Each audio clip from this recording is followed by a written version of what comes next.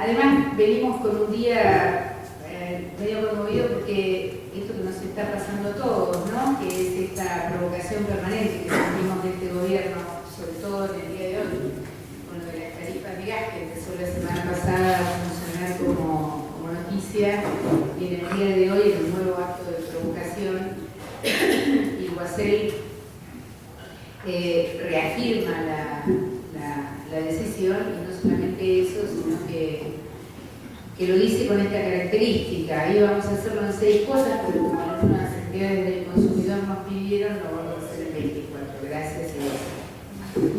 Así que en el día de hoy hemos empezado a desarrollar una campaña que después les pido. Mi Twitter es Tere García OK, si que lo quiere levantar, lo levanta, el que pueda, una nota de presentación ante las empresas de gas que tiene carácter anticipatorio, porque la teoría es que si esto avanza, el 1 de enero cobran la primera cuota y siguen con las 24, no los va a parar nadie, y es un pésimo antecedente para el resto de los servicios públicos como la electricidad. Perdón, ¿me escuchan bien o prefieren que se haga menos? Hay una cosa que cuando golpea, con la mano no escuchamos. Y usar las manos. Y acercarte el micrófono. Bien. Así que hoy empezamos con eso, se los cuento a modo de anécdota. Había sido un día muy convulsionado porque hasta a mí me llamó la atención el rebote que ha tenido este tema. Y esto tiene que ver con el sentido del rechazo. ¿Cuál fue la característica central luego del gobierno de Menem, del gobierno de la Rúa, de la Alianza? En realidad, la defección de Chacho Álvarez, que pintaba como un tipo de la intelectualidad política más granada y de los combates, ¿no? Con su renuncia frente al primer atisbo, al primer problema que tuvo el gobierno de la Alianza. ¿Qué ocurrió después? Digamos, y ocurrió lo que era inevitable. Digamos, un gobierno que no tenía compromiso con la gente, un gobierno casi sin ideología. ¿Qué tenía que ver Chacho Álvarez con De la Rúa? Absolutamente nada. Pero la gente en aquel momento, yo recuerdo que lo que decía es: ¿por qué no se dejan de joder y se juntan? La oposición se junta, ¿no? Esto era lo que se escuchaba. Bueno, ellos resolvieron por el final, se juntaron, sin cuestiones en común, sin definiciones en común, sin proyecto de país en común. Tal es así que cuando aparece el tema de la Banelco, rompen su alianza porque Chacho no quería verse inmerso en esa situación. Ajá, con más o con menos, seguro los que están acá le podrían agregar 1000 anécdotas más a esta historia. Y frente a eso que se caía y que además había comprado definitivamente el modelo económico neoliberal de Caballo fundamentalmente, era inexorable que el final fuera lo que fue. Que hubiera mucha hambre contenida. Nosotros tenemos un pueblo manso, siempre, lo dijo Perón, y nosotros lo sabemos, lo vemos cotidianamente. Nuestro pueblo es manso, nuestro pueblo es tranquilo, y soportó por muchísimo tiempo el hambre, porque el corralito y el corralón fueron medidas que tuvieron consecuencia en la clase media que fue a golpear la puerta de los bancos, pero el hambre, la miseria, venían arreciando ya hacía más de un año cuando estalló en el 2001. Y vinieron los compañeros del oeste de Moreno y vinieron los compañeros del sur de Avellaneda a la plaza, pero la situación de precariedad social y de quiebre social estaba desde hacía mucho tiempo, desde el final del gobierno de Menem, sostenida con algunos parches, como se suele hacer en los gobiernos que no tienen compromiso con la realidad. Alcanzaron y llegaron a este cambio de 5 presidentes en un día, que finalmente, voy a repetir la historia, tuvo lugar de y llegó menos. En esa situación hay quienes creen que lo más importante de Néstor fue el esfuerzo y la voluntad por operar la situación económica inicialmente. Y todos mencionan como una de las anécdotas el hecho de ir a Entre Ríos a recuperar la situación de los trabajadores de la Sin embargo, yo creo que lo más importante de Néstor en su inicio, hay que imaginarse en aquel momento, ¿no? Lo que era, todos lo sabemos. ¿Qué es lo que mi fantasía dice que él intentó recuperar? Fue la autoridad política, que es central. No hay posibilidad de recuperar ninguna otra iniciativa en la gestión de gobierno si no se recupera la autoridad política. Macri podrá tomar 10.000 medidas de gobierno y hacer 10.000 medidas de gobierno. Lo que no tienen son autoridad política. La gente les ha perdido el respeto. No importa después cuánto acompañen, cuánto no protesten, cuánto no se movilicen, pero hay una pérdida de respeto porque no hay autoridad política. Nadie puede dudar que aún en el exilio Perón era el emblema de la autoridad política. Aún hoy, con Cristina perseguida por la justicia, acosada por medios de comunicación, estigmatizada, nadie puede dudar que es la dirigente con más autoridad política en este país. Por eso creo que lo más importante de Néstor en su etapa inicial de gobierno fue el intento de recuperar la autoridad política. Y cuando él lo dice bastante claramente, yo no he venido a dejar mis principios en la Casa de Gobierno. Nadie lo cree, en la puerta de la Casa de Gobierno.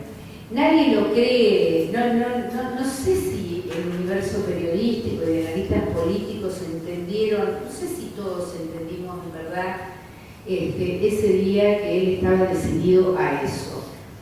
Y sin ponerme dramática, creo que le costó la vida esa decisión. Porque esa lucha le dio hasta el final. Porque él estaba decidido a no dejar los principios. Tuvo otros gestos de autoridad política enorme. La bajada del cuadro fue un gesto de autoridad política fenomenal. Nadie se atrevió nunca, ni aún aquello más respetable del alfonsinismo que uno ha respetado en su lucha y en defensa de los derechos humanos. Sin embargo, él, desde el primer día, lo que quiso marcar es esa cancha. Con seguridad, y toda la etapa inicial de convivencia con otros sectores del peronismo, que hoy está tan en boga esto, ¿no? De la unidad, la remera con los cuadros, no sé, por estos últimos días parece que andamos todos medio como a ver cómo se resuelve este tema, porque Bolsonaro nos pegó en la nuca a todos. Él convivió un tiempo con un peronismo más ortodoxo, más formal, más histórico. Él comenzó a requerir cosas. Por ejemplo, que aflojara con la política de derechos humanos. Por ejemplo, querer condicionarle la decisión en la Cámara de Diputados y de Senadores en cuanto a la cantidad de legisladores que eran la representación de su pensar. Y él empezó a advertir, como advertimos todos, que había nuevamente un intento de algunos sectores de la política más tradicional de controlar, de hacer más mansa la decisión intrínseca que tenía Néstor. En toda su cuestión yo no voy a hacer una descripción de lo que fue la política de Estado del gobierno de Néstor, pero nos queda claro a todos.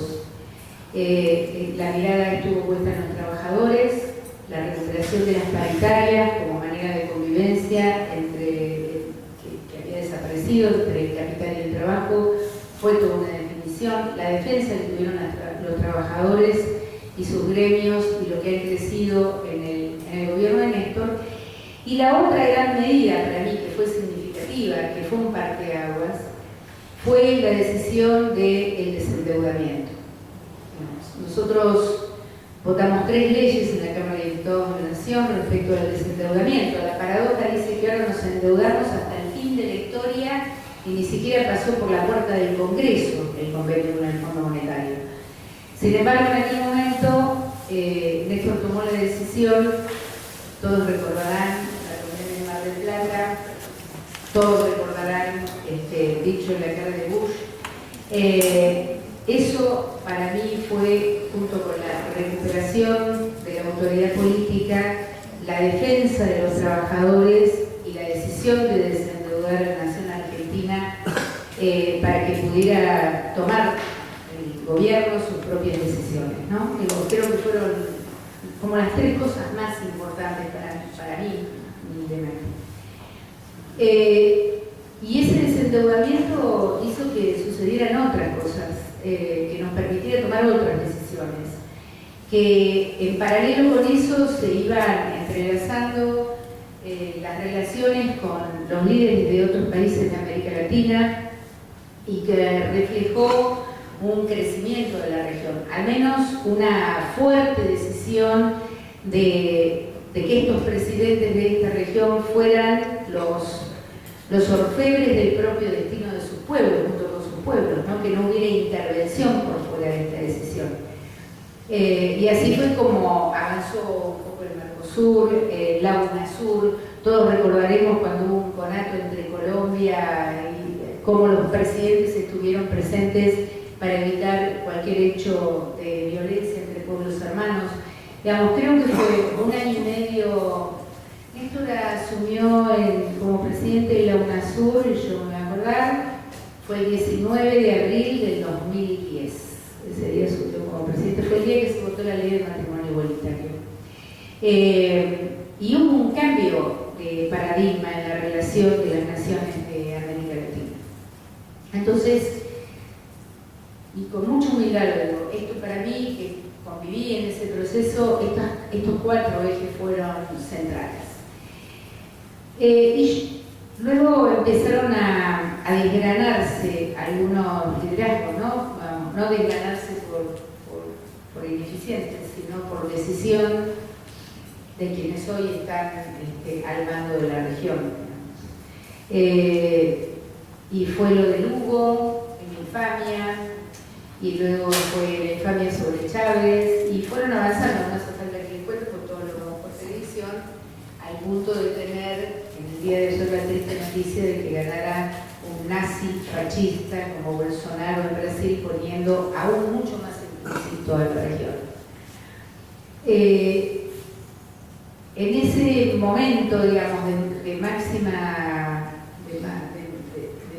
cercanía entre los presidentes de América Latina, se producía también en nuestro país a partir de la recomposición de la autoridad presidencial, a partir de la mejora de los trabajadores, también se produjo una transformación económica importante. Entonces, yo creo que empezamos a ser como un mal ejemplo junto con Brasil, junto con Bolivia, un mal ejemplo de esos con los que se quiere terminar, que es lo que intentan e intentarán y no lo lograrán, porque son solamente problemas de ciclo nada más. El modelo de Estado que llevó adelante Kirchner, lo voy a describir así, espero que me perdonen si me quedo corta, pero fue un modelo inclusivo desde el primer día, un modelo inclusivo en todos los sentidos. Nadie iba a quedar afuera de este modelo económico, de este modelo político y de este modelo social.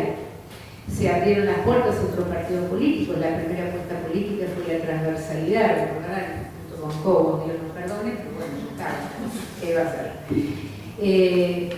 Y se abrieron las puertas a las organizaciones sociales y participaron las organizaciones de derechos humanos con capacidad de decisión en la definición de las políticas. No era una convocatoria o un acto para sentarnos en la primera fila, era otra cosa. Y creo que esa grandeza que tuvo él para pensar el país, él lo pensó además con proyección de futuro. Y la imaginó Cristina, presidenta. Y ahí tuvimos el primer golpe económico, digamos, el del poder, que fue la resolución 125. No le perdonaron ni a Maduro el hecho de que las AFJP dejaran de ser un negocio de privados y la plata de los jubilados fuera de los jubilados. No le perdonaron a Debido, seguramente, que haya diseñado una matriz energética en todo el país de integración de aquellos pueblos que hoy nadie ni se acuerda y la gente se muere sin que nadie lo sepa. No le perdonaron a Néstor haber separado de mano con la 125, ni a él ni a Cristina. Tristemente, al año siguiente murió y nos dejó Club de Pozo. Con toda la fortaleza y la valentía de Cristina, teniendo que gobernar un país, ya sin su compañero, ¿no? Que todos sabemos lo que significa un compañero cuando uno inicia una gesta. A la noche uno charla con alguien, de los miedos, de las preocupaciones, y se quedó sola, con un frente de batalla inmenso. Donde aquí también lo quiero decir, no sé si es políticamente correcto decirlo, pero sí yo lo quiero decir, con la dirección de un enorme sector del peronismo, que debe haberse puesto atrás de quien era la jefa del gobierno nacional y entender que lo que venía de frente era un tsunami de aquellos y que había que haber ayudado, porque los que hoy sufren seguramente no somos ni nosotros ni esos que defeccionaron. La que está sufriendo es la gente hoy, y ellos son corresponsables de esto. En el final, sobre todo, bueno, Cristina hace una digresión.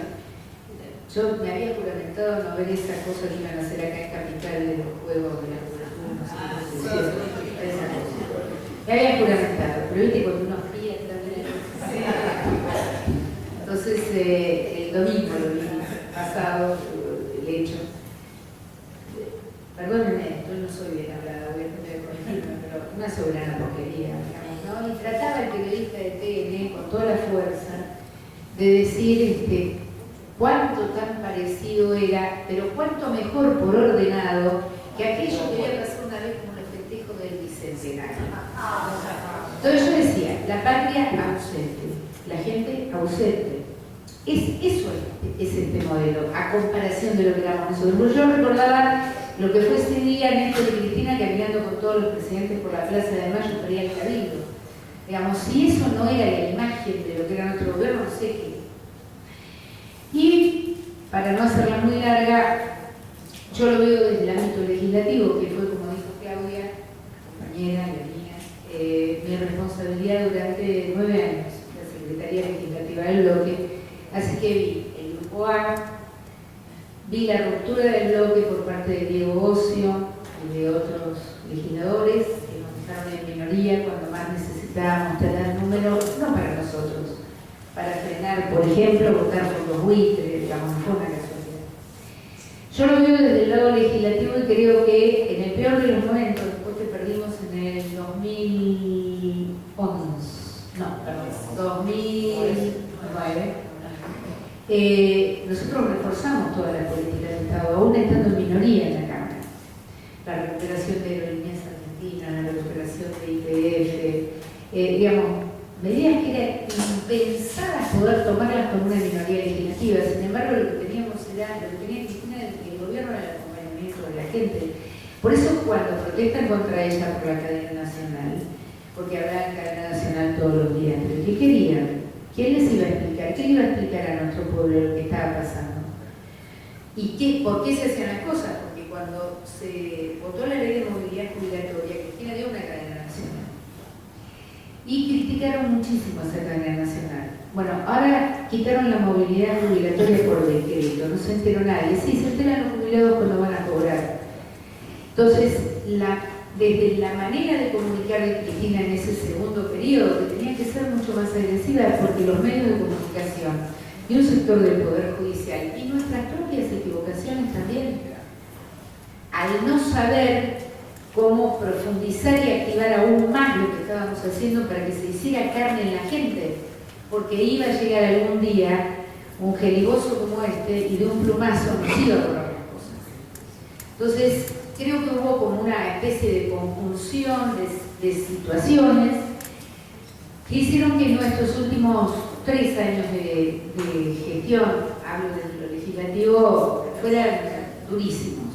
Cuando Cristina manda los proyectos de modificación, los proyectos de ley de modificación del sistema de justicia, ustedes recordarán que nos mataron en todos lados, ¿verdad? Solamente para darnos 5 años después la razón, cuando uno ve el Europi y cuando ve cómo funciona un sector de la justicia. Ahora, ¿cuánto, por eso digo, ahí nuestras reflexiones, Nosotros hicimos cambios profundos en lo económico, cambios profundos en lo social, hicimos escuela en materias políticas y en categorías políticas que hoy son mundiales, como es la defensa de los derechos humanos, la política de derechos humanos. Creamos categorías políticas nuevas. Eso lo hicieron estos 12 años de gobierno. Ahora, ¿hasta dónde encarnaron? ¿Hasta dónde hubo encarnadura con esto? Y si no la hubo, ¿qué nos pasó? Pero no para flagelarnos, porque yo creo que hicimos todo maravillosamente bien, y alguna cosita no son, pero en general todo maravillosamente bien. Creo que, lo dijo Cristina en el Teatro Argentino de La Plata, y te acordarás, cuando hizo la presentación de su candidatura, había que hacer 3 globos de transformación: la social, y entrar en aquellos sectores que nunca nos habían acompañado, la política y crear nuevas categorías políticas para los tiempos que se vivían, y la cultural. Y ella dijo, si no logramos hacer una transformación cultural de fondo, las otras dos nos van a quedar sin patas. Yo me acuerdo, creo que en el año 2000, Para la candidatura de ella. para la candidatura de ella. La presidenta. Y yo creo que eso es lo que nos pasó. A nosotros nos preguntamos, ¿cómo puede ser hoy? El otro día escuchaba la charla de un compañerazo y amigo mío, que es Carlos Caramelo, que vino a pilotar una charla de discurso político. Y la verdad que uno anda siempre tan a mí y peleándose con todo el mundo que no puede mirar la realidad. Y él mostraba como una simple opinión, ¿no?, de Mirta Legrand o de Susana Jiménez puede más que todo nuestro laburo en las redes todo el día. Que cuando le matan el peluquero a Susana Jiménez, ella dice, no, todos los morochos violentos, todos esos comandantes tienen que morir, tiene que haber pena de muerte, punto, se corta. Uno dice, pero ¿cómo una mina? Bueno, el valor del discurso político de una mina como esa, como Mirta Legrand, es muy alto. Porque ¿cómo se presenta? Su presentación es, yo no hago política, yo no entiendo de política, yo opino nada más. Opina con todos los medios de comunicación a su favor. Esa, creo yo, sobre el final de nuestra gestión política, que fue quizás la parte que nosotros debimos haber fortalecido mucho más, que es, ¿vieron la frase que dicen de Lula ahora, no? ¿Qué alto costo tuvo poner un plato de comida en la mesa de la gente? ¿Qué alto costo tuvo para Lula estar preso? Claro, pero es lo que yo decía al principio de la tarifa de gas. Después, es tarde. Nosotros tenemos que producir un cambio, incluso en nuestra forma de militar. Yo discuto con muchos compañeros y seguramente no me aplauden otros. Pero nosotros no podemos seguir militando con el formato y el modelo que tenemos hasta ahora exclusivamente, digo. Nosotros los 24 de marzo movilizamos a la plaza, en el 2x1 salimos, peleamos. Digo, pero tenemos que encontrar otras maneras de relacionarnos con esa gente que está sufriendo, pero que este modelo, a diferencia del de Néstor y del de Cristina, que era integrador, abierto, que la gente entrara en el modelo económico, en el modelo social y en el modelo político, este modelo nos quiere adentro de la casa, entristecidos, sometidos. No les importa nada. Eso que les importa, que la gente no coma, eso es todo mentira, no les importa nada de nada. Ellos lo que tienen es que hacer negocios con el Estado. Y para eso necesitan que el pueblo no esté ni reclamante, ni fortalecido, que no exista, que sea nulo. Y para eso la tristeza, la angustia. Yo no lo digo, parece una comentarista de telenovela, pero les digo la verdad. Cuando uno anda por la calle y le mira la cara a la gente, no hay peronismo en la cara de esa gente, no es feliz como bandera peronista del país, digamos, la gente está triste. Bueno, entonces, sin laburo, sin poder cargar la tarjeta SUBE, sin saber con qué vas a comer, si los pibes van a empezar o no las clases, ¿qué sueño se puede construir? Ningún sueño. No hay ninguna persona que diga, no, igual a mí me va bien, yo en el kiosco vendo. Ahora la vecina de al lado se está muriendo de hambre, no es verdad. Eso impregna, eso tiñe, irriga por toda la sociedad. Ellos quieren que estemos así como estamos. Y yo creo que nosotros no tenemos que entrar en las provocaciones. Recién se lo decía a los compañeros de antes cuando paré ahí en la escalera. Ellos nos proponen a un Garabano que dice Cristina no, ningún presidente debiera estar preso, que no corresponde, porque no sé qué. Y atrás sale Carrillo diciendo, yo me voy del gobierno sin Macri y Blanca Garabano. No hay que creerse, no son dos cosas distintas. Es el mismo esquema planteado desde dos lugares distintos para que nosotros creamos alguna de las dos cosas. No hay que entrar en esas provocaciones. Es lo de Iguacel, hoy me pregunta el compañero de arte, pero es verdad que se enfrentó Marijuán, lo denunció. No hay que creérselo. Marijuán es parte de este sistema. Es el juez que llevó retroexcavadoras para levantar la Patagonia. ¿Cómo le voy a creer yo que lo denuncie Iguacel por la de la tarifa de gas? No hay que entrar en esa provocación.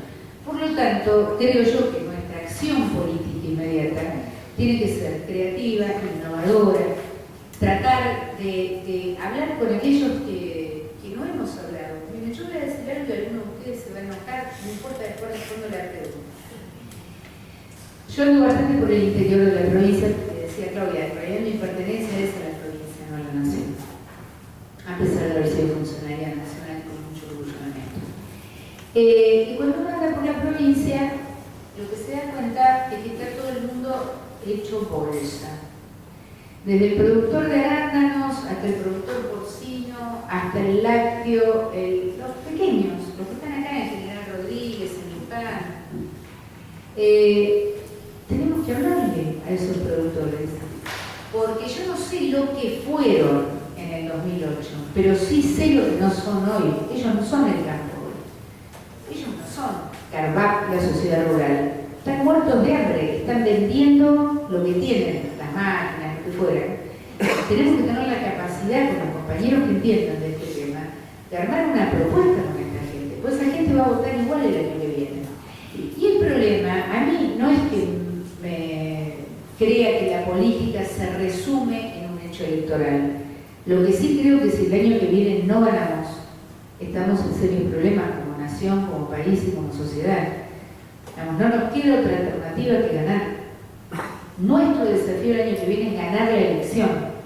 Después discutiremos. Yo, quienes me escuchan, me ven en las redes, sabrán que muy proclive a la unidad con todos no soy. Yo en realidad preferiría preguntar un poquito antes, ¿no? A ver a dónde vamos. Pero que es inexorable que tenemos que ganar.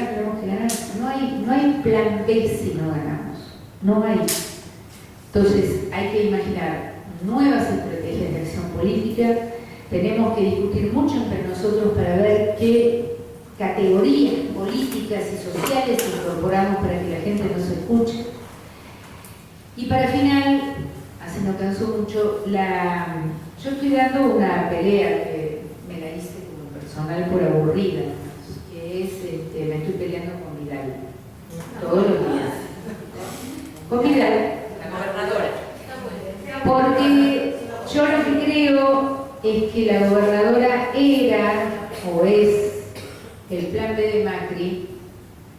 Ella ha tenido charlas con Mañeto y ha tenido charlas con el Poder Financiero de este país, cuando Macri empezó a andar a los golpes en diciembre con la reforma previsional. Y en el verano hubo un intento de acordar que algunos dirigentes del peronismo, algunos de ellos intendentes, acompañaran a Vidal en esa gesta y el poder y el establishment bancaría que Vidal fuera el reemplazo natural de Macri. Así que había que pegar donde había que pegar y cuando había que pegar, después es tarde. No digo que haya sido por la acción de ninguno de nosotros, que tuvo un poquito de lija 7, pero la verdad que porque muchos compañeros y muchos empezaron a decir lo que pensaban en la provincia de Buenos Aires, la señora ha tenido una hermosa caída, no tan grande como la de Macri, pero una importante caída en ese entonces. El gobierno de Vidal es aún más perverso y cruel que el de Macri. El gobierno de Vidal es un gobierno de abandono de la sociedad de la provincia de Buenos Aires. Tenemos 1000 ejemplos, no los voy a decir para no aburrir. El abandono de la salud en la provincia de Buenos Aires, yo nunca lo he visto en los 45 años de militancia que tengo en la provincia, nunca. En el mes de enero no se murieron 8 bebés en La Plata, porque médicos y enfermeras, cuando se cortó la electricidad y no había equipo de electrógeno estaba reclamado por los médicos hacía 8 meses, tuvieron que bolsear a los bebés a mano con luz de celular. Por eso esos 8 bebés que estaban en terapia intensiva no se murieron. Ese es un ejemplo. Todos los días en la provincia de Buenos Aires hay que estar rezando para que no haya un brote de bronquiolitis, un brote de meningitis. Así como la ven con su gesto virginal, ¿no? Que tiene un gesto virginal de mamá protectora. Lo que hay que entender es que es la peor carga de Macri. En la provincia de Buenos Aires, las empresas de electricidad, las 4 empresas distribuidoras de energía en el interior de la provincia pertenecen a Rogelio Pagano, el mismo dueño, violando claramente la Ley de Defensa de la Competencia. El OSEBA, que es el organismo de control, es lo que le ha permitido a que una empresa fije precios monopólicos violando la Ley de Defensa de la Competencia, mirando para el costado y haciendo informes falsos para que pueda seguir funcionando la provincia. Por supuesto que está denunciada penalmente, pero la justicia de la provincia funciona casi tan mal como funciona la justicia nacional. Ella se corre en los momentos de alta crisis. Ella, por ejemplo, cuando fue el caso Triaca, que le hacía gauchaditas a la chica que trabajaba en la casa y le empleaba, ¿no? Ella no opinó. Cuando el dólar se fue a 41, desapareció ese fin de semana. Ella, en los momentos de situaciones, ustedes observen más críticas, más difíciles, de más complejidad en la política nacional, ella desaparece. Porque sigue apostando a ser el reemplazo natural de Macri. Solo que me parece que Macri la descubrió el fin de semana del dólar a 41, cuando se habían reunido con algunos otros y con algunos intendentes peronistas a ver qué se hacía a futuro. Y me parece que no le perdonó la vida. Tampoco esa pelea quiero que, digo, yo no me la voy a creer, porque son lo mismo.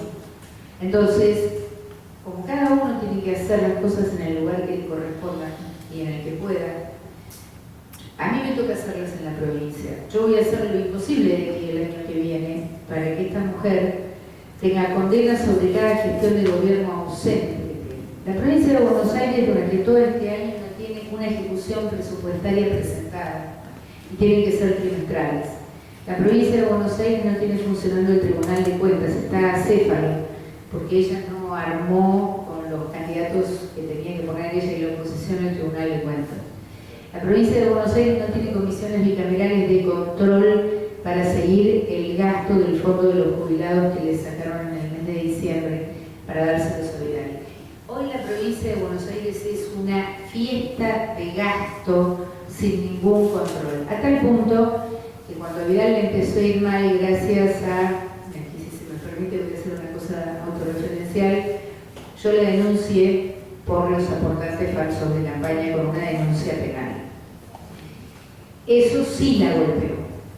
A la semana siguiente aumentó la pauta publicitaria en 100 millones, la pauta oficial, en 100 millones de pesos, y como no hay contador de la provincia, la firmó un funcionario de tercera línea del Ministerio de la CUNSA. Esto si lo hubieran hecho en nuestro gobierno alguien, cualquiera, un ministro, no el gobernador, hubiéramos salido en la tapa de los diarios de todo el mundo. Acá no pasó nada. Las redes no nos alcanzan. Esto no quiere decir que dejemos de pelear. Ni los amparos, ni las denuncias, ni las redes. Nada nos alcanza. Ahora quieren cambiar de competencia la denuncia por aportantes falsos porque tiene una calificación penal, es una denuncia penal por violar la ley de financiamiento de los partidos políticos, porque ella era la presidenta del partido, y le quieren dar carácter de sanción electoral. Cachetacito, porque no le dio bien el balance. Digo, nosotros vamos a seguir peleando. Vamos a seguir defendiendo todos los frentes. Lo vamos a hacer en la justicia, lo vamos a hacer en la legislatura, lo vamos a hacer en la calle y lo vamos a hacer con la gente. Lo que sí me parece que no va a ser así, que no va a servir para eso, pero que todas las charlas que tengamos, digo, no creo que yo pueda hacer escuela con eso, pero que todas las charlas que tengamos tienen que ir en el mismo sentido. Cómo recrear una relación con el pueblo que nos va a votar el año que viene, en el que podamos además imprimir un poco de esperanza. Porque no se gana una elección y no se gana el corazón de la gente diciéndole lo mal que estamos. Digamos, hay que poner una mirada con algo de esperanza para adelante, porque además eso es lo que la sociedad espera de los dirigentes políticos. Porque si no, el 7 de agosto va a San Cayetano, y nosotros esperamos otra cosa. Bueno, gracias. Yo creo que sí, que nosotros, el modelo de los 12 años tenía un contexto social, económico y regional de otras características. Creo que nos tenemos que imaginar hacernos cargo del gobierno, porque nos vamos a tener que hacer cargo del gobierno inexorablemente el año que viene, y hay que imaginarnos cómo. Y seguramente no podrá ser de la misma manera. Yo no creo que estemos, que vamos a estar en condiciones el 11 de diciembre del año que viene para tener grandes juntadas entre técnicos políticos para armar gabinetes y ministerios. Yo creo que hoy a lo que hay que estar abocado es, en el país que nos vamos a encontrar el 11 de diciembre del año que viene, devastado en todos sus sectores, cuáles van a ser las 5 primeras medidas de gobierno, sector por sector. No va a haber tiempo para discutir, luego discutiremos qué orgánicas, qué estructuras funcionales. No, pero si nosotros creemos que vamos a entrar al gobierno, no está Néstor, ojalá esté Cristina, y aún estando ella vamos a tener que tener una mirada diferente sobre la emergencia, porque no va a ser el país que tomó Néstor en el 2003, va a ser un país mucho peor. Respecto de cómo imaginar una militancia diferente, yo no me la imagino en otro lugar la construcción política que no sea en el territorio. No puedo imaginarme en otro lugar. Ahí es donde están las pymes, ahí es donde están los comerciantes, ahí es donde están los laburantes, los sindicatos, las compañeras, los abuelos, los chicos del colegio. Digamos, lo que ha sucedido en Moreno es una muestra acabada. Además, quiero decir una cosa entre comillas muy rapidito. Para mí, el gobierno de Macri eligió a Moreno como laboratorio de la convivencia, de la pobreza, de la violencia, y finalmente van a ensayar también la represión. Hay que ser muy cuidadosos con el tema de Moreno, porque las cosas que están sucediendo son oscuras, realmente oscuras. Entonces, ¿dónde imaginarme yo que se produce una transformación en esa convocatoria? Es en el territorio, porque la gente nos está mirando muy atentamente. ¿A dónde estamos nosotros? ¿Cerca de qué estamos nosotros? ¿No? Me parece que hay que hacer eso, hay que mejorar todo el tema de redes, es la única manera que tenemos de comunicar un poco más masivamente, no preocuparnos por las antípodas que nos plantean todos los días. Creo que hay que ser, aunque estemos con ganas de matarlo, pero que hay que ser controlados, porque la gente tampoco quiere más gritos ni más violencia, bastantes problemas tiene con su casa. Entonces me parece que estas reuniones u otras tienen que servir para crear, bueno, ¿dónde vamos? A la estación, a hablar con la gente, vamos a la puerta del supermercado, vamos a la puerta, digamos, porque además yo creo que ya el peronismo siempre fue política de masas, la relación del líder con su pueblo, con la masa. Hoy eso no existe. Hoy hay universos más pequeños, con demandas muy puntuales, con deseos de que la dirigencia política del Estado le responda. ¿Quién podía imaginar, solo Néstor, que el matrimonio igualitario iba a ser una de las políticas más avanzadas de su gobierno? Porque entendió a ese colectivo, a esa parcialidad, digamos, ¿no? Es como los hemofílicos, la fertilización asistida, todas esas son universos de reclamo permanente que siempre son invisibles ante un Estado que tiene un Ministerio de Salud, que se supone que hace cosas súper importantes, pero no pasa nada. Entonces me parece que poder mirar la realidad en la totalidad de la sociedad, pero con miradas parciales sobre el tema de reclamos para el año que viene, es un tema esencial. Con respecto al Banco Provincia, compañera, quiero decirte, yo asumí en diciembre la presidencia del bloque y la primera ley que metieron fue la de la jubilación del Banco Provincia. Por eso digo que no hay que equivocarse con el peronismo y algunos compañeros. Y yo, la verdad que la denuncia no me gusta, pero me gusta decir la verdad. Y muchos se hicieron los osos, miraron para el costado. En el Senado, el masismo acompañó la iniciativa de voltear el sistema judicial del Banco Provincia, y el diputado fue al revés. Algunos diputados y algunos intendentes, porque a veces juegan así desequilibradamente. Me parece que eso hay que estar atento porque también es parte de hacer la campaña el año que viene. Yo no creo que haya que señalar a nadie por la manera que tiene de pensar. Si piensa en contra, piensa en contra. Listo, levanta la mano y dice: yo con eso estoy de acuerdo, voy a votar con Cambiemos. Ahora, lo que no se puede hacer es cobrar por izquierda y montar por derecha. No se puede decir una cosa en los canales de televisión, como Mirta Tunis en defensa de los jubilados, y después levantar la mano por la reparación histórica del blanqueo de capitales. Y esto sí es una tarea de todos los militantes. Yo pretendo que se señale a los que fueron cómplices de la devastación de nuestro pueblo. Eso sí lo pretendo, porque si no, no habremos aprendido nada. Y por último, compañero Murro. Sí, yo comparto, creo que hay que tener, que todavía no nos hemos empezado a interpelar de qué manera nos tenemos que poner un poco más creativos. Algunos porque andamos a velocidades y otros porque nos es más cómodo pensar que la militancia es: yo te abro la unidad básica a las 8, te cito el plenario a las 10, te reparto el volante a las 12. Y la gente eso le pasa por el costado.